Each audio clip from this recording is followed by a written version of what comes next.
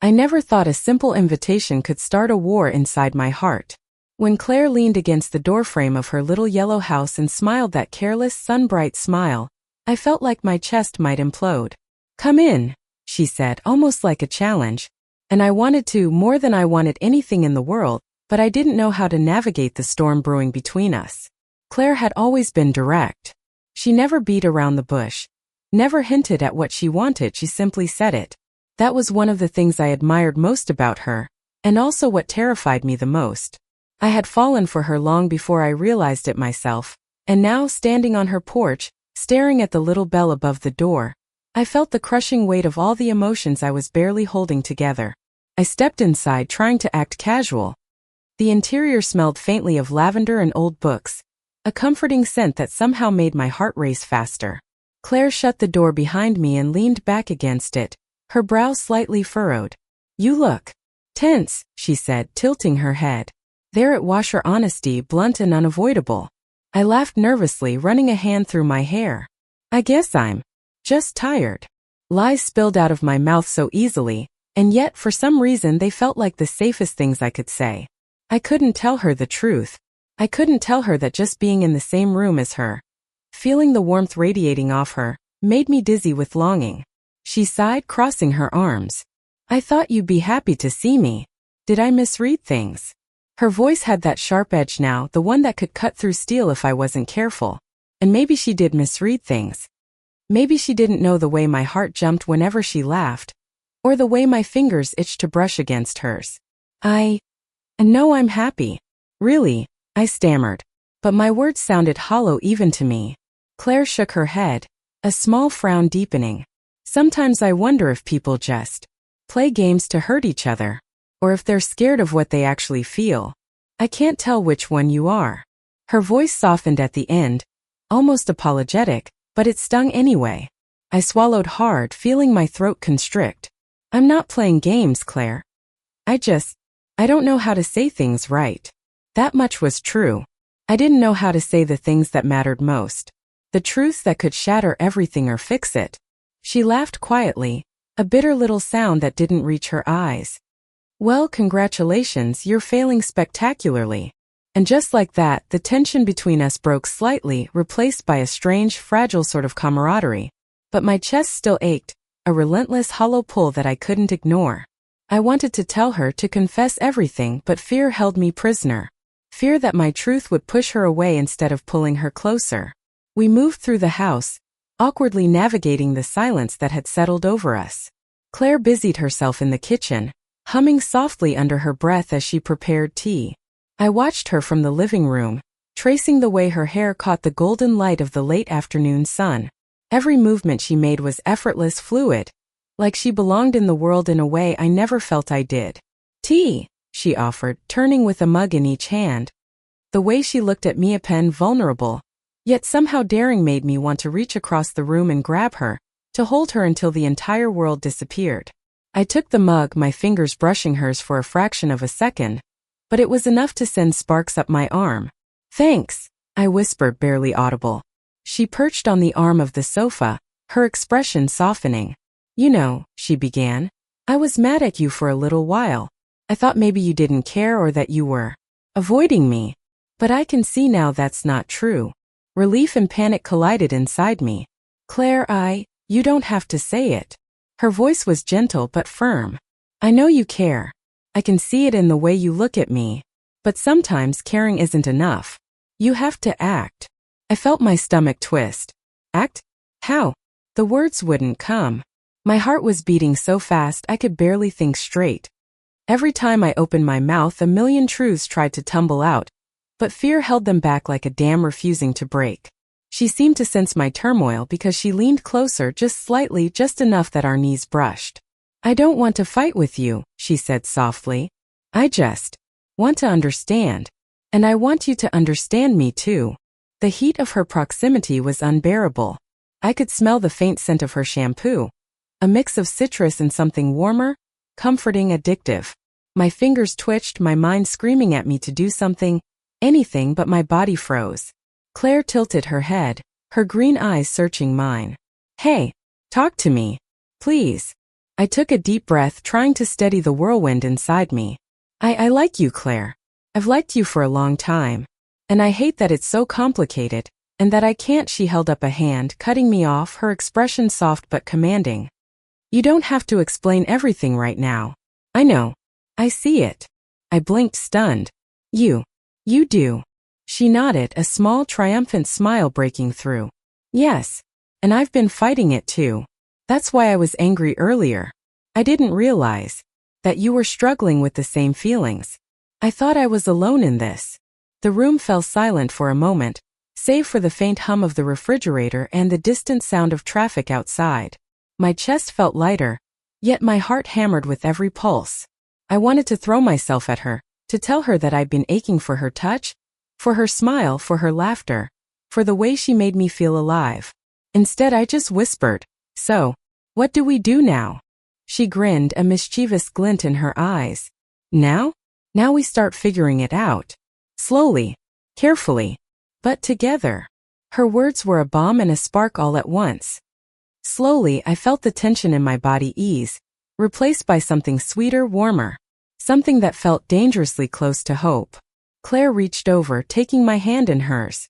The warmth of her skin seeped into me, grounding me in a way nothing else could. I squeezed her hand back, tentative, afraid to let go of this fragile connection we were building. I think, she said softly, this is the start of something good. Really good. I nodded, my throat tight, my eyes shining. I hope so.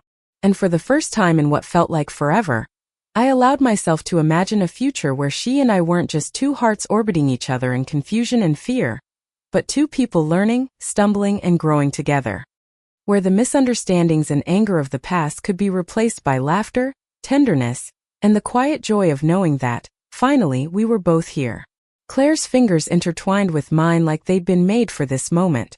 The warmth of her touch was almost unbearable, a delicious weight that made every nerve in my body hum. I wanted to lean in, to press my lips to hers, but I held back, unsure if I was crossing a line we hadn't agreed on yet. We sat together in the living room, the golden light from the windows painting the room in soft amber tones. Outside, the neighborhood was quiet, the hum of the late afternoon traffic a distant murmur. Inside, however, my heart felt like a drum, pounding against my ribs in a rhythm I could hardly control. I think I've been scared for a long time, I admitted finally, my voice barely above a whisper. Scared of what it would mean if I let myself care this much for someone. Claire tilted her head, studying me. Care this much? She asked softly, almost teasingly, though her eyes were gentle and understanding. Yes, I said, my voice trembling slightly. Because I've been falling for you, Claire. And I'm afraid I might fall too far. Her laugh was soft and airy, a sound that made me ache in ways I couldn't explain. You mean you're afraid I might catch you and hold on too tightly? I smiled weakly, unsure if I wanted to laugh or cry. Something like that. She reached out and brushed a strand of hair behind my ear, her fingers lingering against my cheek. The touch sent shivers down my spine, igniting a fire I hadn't realized I was holding back. I think, she said quietly, that falling isn't so scary if you know the person you're falling with will be there to catch you. Her words hung in the air like the sweetest music, filling the spaces between my thoughts. I wanted to believe her desperately. And somehow, despite the fear and uncertainty, I did. The next few hours passed in a haze of quiet conversations, laughter, and tentative touches. We shared stories about our childhoods, our families, the little quirks that made us who we were. Every revelation made me feel closer to her, like layers of armor were slowly peeling away to reveal something raw and beautiful underneath. At one point, she rested her head against my shoulder, and my heart threatened to burst from the sheer intensity of the moment. You know, she murmured, I didn't just invite you over because I was bored. I wanted to see you, to figure out what we are, I guess. I turned slightly, careful not to startle her, and looked down at her face. Her eyes were soft, vulnerable, and completely unguarded. And now? I asked softly. Her lips curved into a small, shy smile. Now, I think we're starting something. Something real. Something that's worth the risk. The risk. The word echoed in my mind. I had spent so long avoiding the risk, hiding behind walls of hesitation and self-doubt. And now, sitting here with Claire leaning against me, I realized that the risk was nothing compared to the reward. I closed my eyes for a moment, savoring the warmth of her presence. When I opened them, she was watching me, her gaze intense and unwavering. "I want to know everything about you," she said. "All of you. Not just the parts you show the world." My throat tightened. "That's a lot," I whispered, almost afraid to admit how much I craved that kind of intimacy. "I don't care," she said firmly. "I want it all. I want to know the pieces that scare you, the ones you hide. I want to understand them, because I care. Because I want to be here." Her declaration struck something deep inside me. For so long I had felt invisible, like no one could ever truly understand the chaos inside my heart. And yet, here she was, reaching into the mess and offering not judgment but acceptance. We sat in silence for a while, letting the weight of our confessions settle between us. Then slowly, tentatively, I leaned in. Just a small movement, a mere brush of lips against lips, and the world seemed to tilt on its axis. Her lips were soft, warm, and welcoming, and my breath caught in my throat. She pulled back slightly, her forehead resting against mine. "Are you sure?" she whispered, her voice trembling just slightly. I nodded, unable to find words. Sure didn't even begin to cover it. I had never been more certain of anything in my life. Our kiss deepened, a slow, exploratory dance of passion and restraint. Fingers tangled in hair, hands pressed to backs, and every touch sent sparks racing through me. Yet, despite the intensity, there was a tenderness to it, a sense of safety and trust that I had never known before.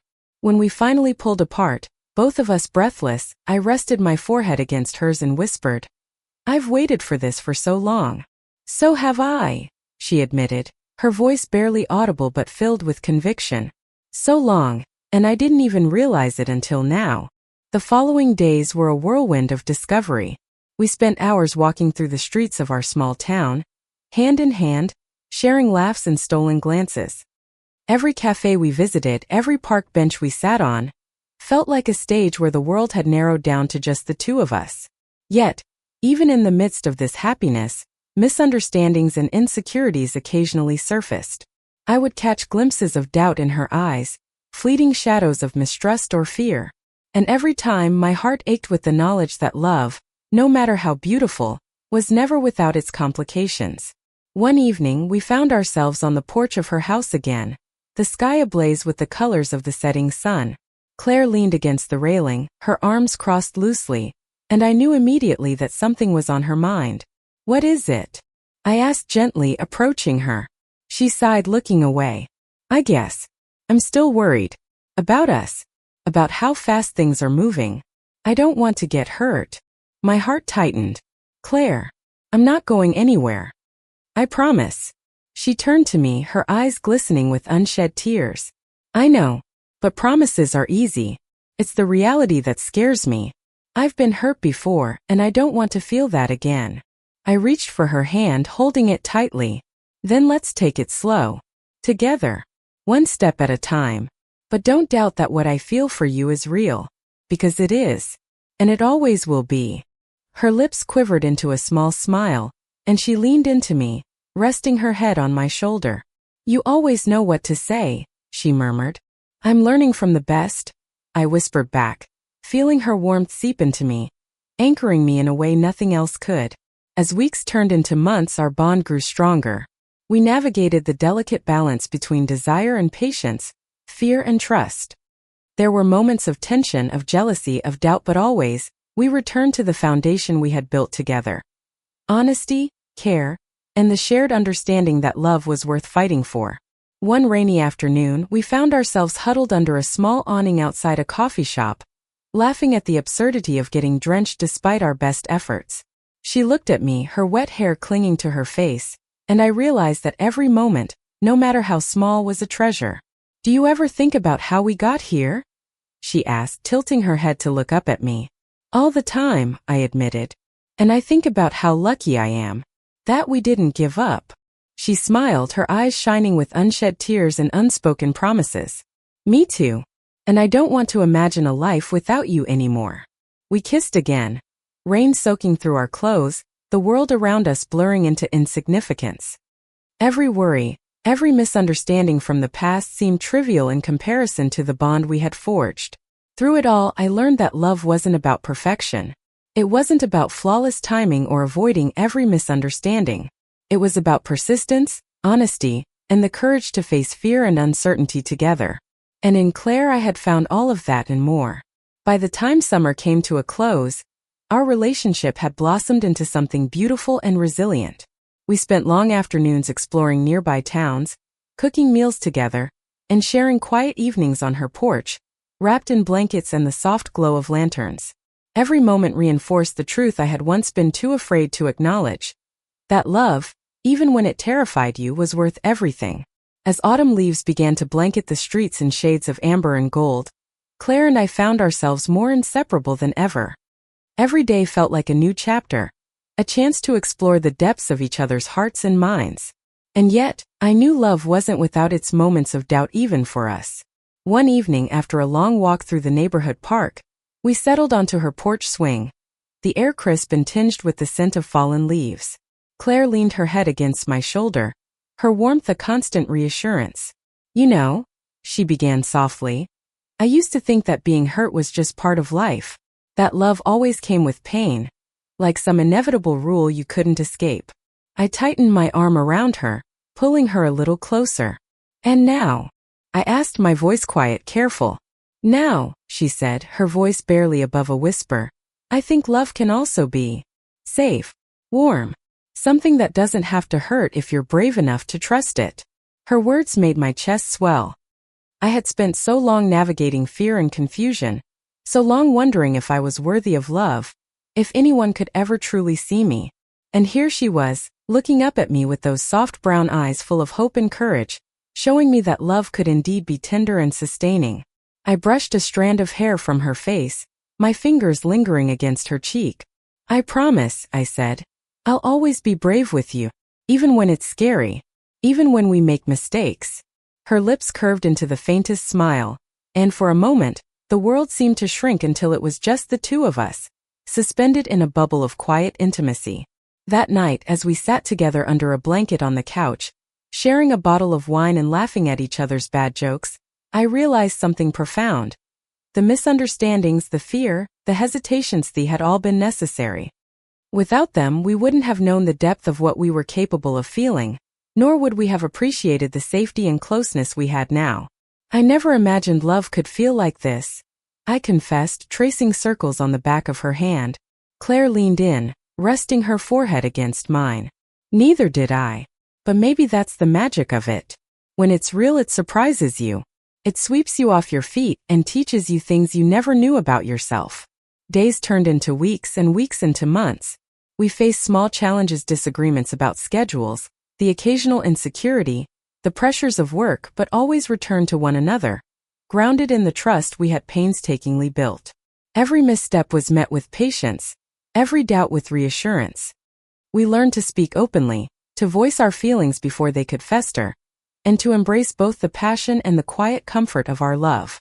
One crisp November evening, the sky painted in hues of purple and orange, we walked hand in hand down the tree-lined streets near her home. The air was sharp with the promise of winter, but it didn't matter, we had each other, and that warmth was more than enough. Stopping under a street lamp, Claire turned to me, her green eyes gleaming in the soft light. "Do you ever think about the first time I invited you over?" she asked, a teasing lilt to her voice. I laughed softly, the memory flooding back vividly. How could I forget? I was terrified. And you were so direct, so certain of everything. I didn't know what to do with my feelings. She smiled, taking my hands in hers. I was angry, confused, and maybe a little jealous. But I also knew that something real was there, even if neither of us admitted it at first. I pulled her closer, my forehead resting against hers. "And now?" I asked. "Now," she said, her voice soft and full of conviction, "I'm happier than I've ever been, because we found each other, because we kept trying, even when it was hard." A sense of serenity washed over me. After months of uncertainty, miscommunication, and fear, we had arrived here together, whole and unafraid to love fully. That night, as we returned to her house, the first flakes of snow began to drift lazily from the sky. We stood at the door for a moment, simply watching the world turn white, feeling the quiet magic of the season and the quiet power of our love. I think, Claire whispered, leaning against me, this is the kind of love people write about but rarely find. The kind that makes the world feel lighter, softer. Like it's meant just for you too. I nodded, pressing a kiss to her temple. And I'm never letting go. Inside, the house was warm, cozy, and alive with the quiet hum of familiarity. We curled up on the couch, wrapped in blankets, the glow from the fireplace casting dancing shadows across the room. Conversation drifted into comfortable silence, our hands intertwined, breath sinking as if we had been made to exist in this moment forever. Later, as sleep began to claim us, I felt Claire press a gentle kiss to my lips, her whispered words brushing against my ear. Thank you. For staying. For caring. For loving me. I held her close, heart full, tears threatening but unashamed. Always, I murmured. Always, Claire. And in that embrace I understood fully what it meant to love without fear, to trust completely, and to allow oneself to be seen in all the messy, beautiful ways that made us human. The days that followed were simple but perfect. We cooked meals together, danced in the living room to songs only we knew, shared long drives through quiet countryside roads, and whispered dreams into the night. Every small gesture, the brushing of hair from her face, the way she laughed when I told a bad joke, the soft squeeze of her hand was a testament to a love that had grown stronger through trial, patience, and unwavering honesty. Winter eventually settled in fully, blanketing the town in snow, but neither of us minded. Inside, our world was warm and bright.